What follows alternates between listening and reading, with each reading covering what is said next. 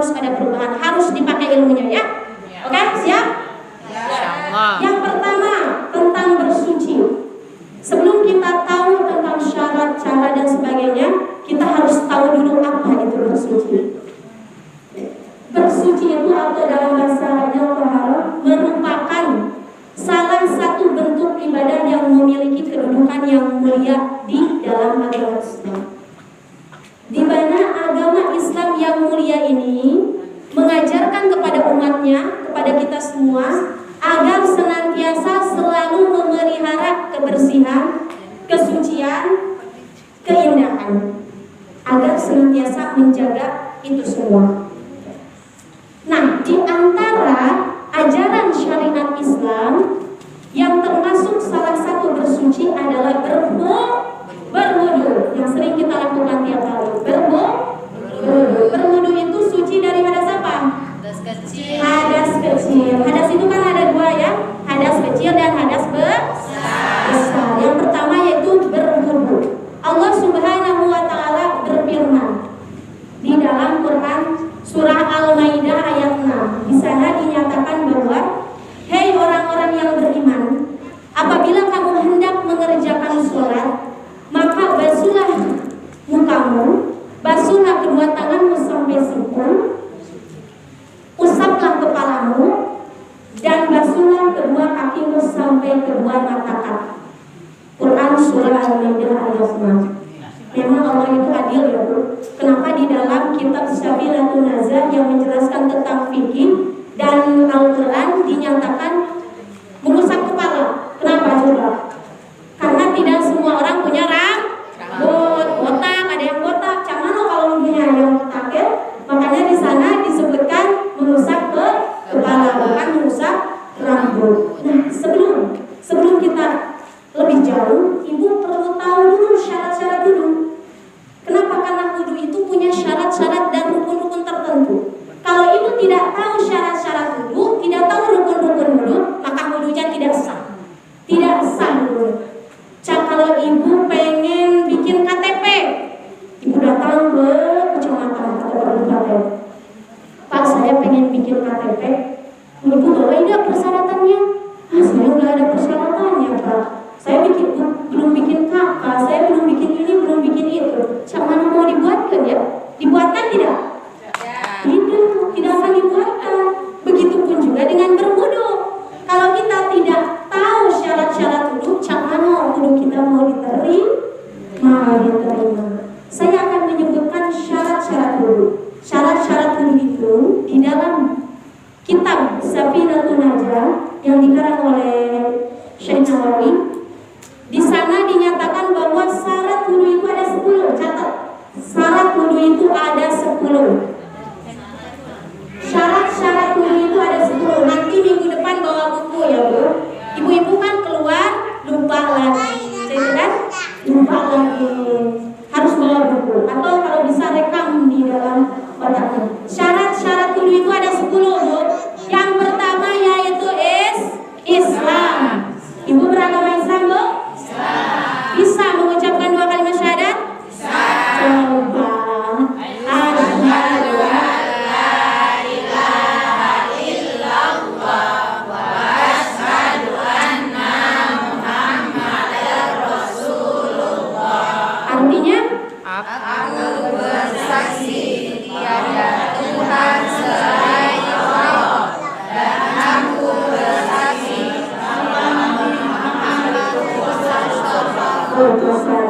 Alhamdulillah, semua sudah Islam. Jadi kalau kita ngaku Islam tapi tidak bisa baca syahadat, jangan mau ngaku Islam ya. Harus bisa, syahadat itu harus bisa. Bahkan di rukun Islam pun syahadat itu nomor pertama daripada sholat. Syahadat itu harus bisa. Yang kedua yaitu baligh atau berakal. Catat, baligh atau berakal. Baligh atau berakal. Ciri baligh ada berapa Bu? Tahu? Tidak tahu. Ciri baligh itu ada 3. Catat. Ciri baligh itu ada 3. Ciri baligh ada 3. Yang pertama yaitu tamamu khamsa asyarata sanatan. Yang pertama yaitu sempurna umur 15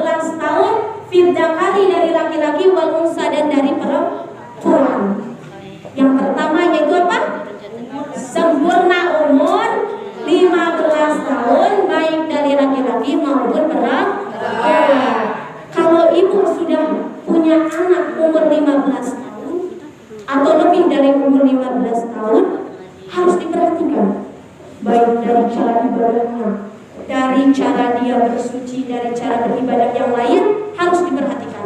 Bahaya kalau tidak diperhatikan, karena itu sudah balik dan dia sudah menanggung dosa. Kalau tidak dikasih tahu, maka ibu juga ke bawah dosa. Makanya kalau sudah anak 15 tahun, nak, kamu sudah mimpi ini, kamu sudah head, kamu sudah ini, kamu sudah ini, kasih tahu hukum-hukumnya, kasih tahu larangan-larangannya, kasih tahu apa yang harus dilakukannya. Itu. Yang kedua, ciri balik yang kedua, catat. Ciri balik yang kedua yaitu wal ihtilamu. Wal ihtilamu itu mimpi basah. Fidzakari dari laki-laki, wal unsa dan dari perempuan. Kritis di sini karena umur 9 tahun. Karena umur, kalau ibu sudah punya anak umur 9 tahun, wajib ditanya. Itu juga wajib ditanya. Sekarang kan kelas 3, kelas 4 sudah pada haid ya, sudah pada mimpi basah dan sebagainya. Tanya, kadang-kadang anak itu malu untuk mengungkapkan, baik dari sejak dia main atau mimpi basah, malu untuk mengungkapkan. Tanya, nah, apakah kamu sudah mimpi basah? Nah, apakah kamu sudah menstruasi dan sebagainya? Tanya. Setelah itu kasih tahu hukumnya, kasih tahu batasan-batasan haid itu berapa hari, kasih tahu. Tahu ibu batasan-batasan haid berapa hari? Mimpi basah. Paling sedikit haid itu 1 hari 1 malam ya. Terus paling sedang itu seminggu atau lebih dari seminggu. Kalau paling banyak itu 15 hari ibu. 15 hari haid itu paling banyak. Kalau lebih dari 15 hari, anak ibu lebih dari 15 hari mengeluarkan darah haid, maka hukumnya itu istihadah.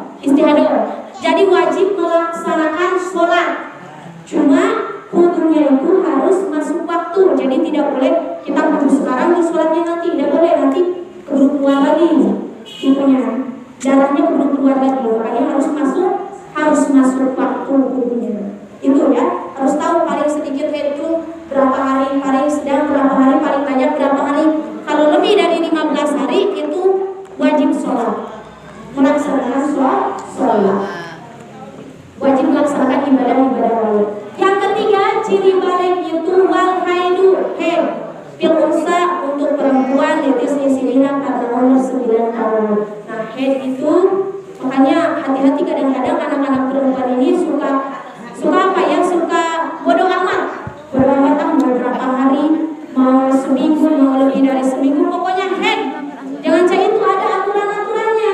Nah, makanya pentingnya cari ilmu itu ada aturan-aturannya. Kalau di dalam kitab itu ada aturan-aturannya, haid berapa hari, ini hukumnya apa, ini hukumnya apa. Bahaya kalau tidak tahu, nanti dosa seterusnya. Itu ya. Yang tadi yang kedua, yang ke satu Islam, yang kedua yaitu balik, yang ketiga bersih dari haid dan nifas. Syarat wudu yang ketiga yaitu bersih dari haid dan nifas. Nifas itu termasuk kepada hadas besar ya. Itu nanti kita bahas hadas besar. Haid dan nifas. Nah, kasih tahu anak-anak ibu cara bersuci haid itu kasih tahu ya. Jangan sampai tidak. Jadi orang yang sedang haid dan nifas itu tidak diwajibkan untuk wudu. Karena apa? Karena tidak melaksanakan sholat ya. Karena dirinya sedang berada dalam keadaan kotor. Tidak boleh baca Quran, tidak boleh megang Quran, tidak boleh nyentuh Quran, tidak boleh sholat. Itu orang-orang yang haid dan nifas tidak boleh ya. Terus yang keempat itu harus bersih dari perkara yang dapat menghalangi datangnya air atau sampainya air pada kulit. Harus bersih. Contohnya apa? Tangkul, kutek. Ibu-ibu kalau kondangan jangan pakai kutek yang permanen ya. Jangan pakai kutek yang permanen. Itu tidak sah hukumnya. Sebab apa? Sebab menghalangi datangnya air pada kulit. Jadi tidak sah. Yang kelima yaitu apa?